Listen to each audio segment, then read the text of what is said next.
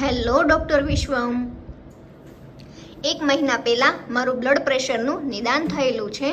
તો હું નિયમિતપણે 1 મહિનાથી બ્લડ પ્રેશરની ગોળીઓ લઉં છું.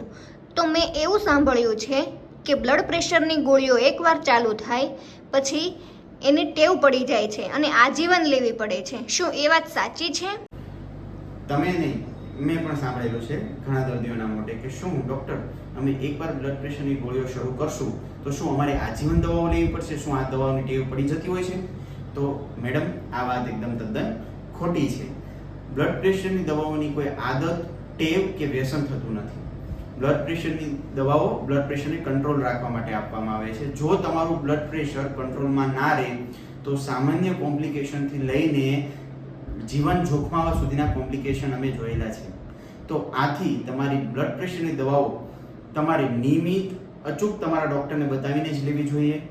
બ્લડ પ્રેશરની ગોળીઓ તમારે પોતાની રીતે શરૂ બી ના કરવી જોઈએ અને તમારી રીતે બંધ બી ના કરવી જોઈએ.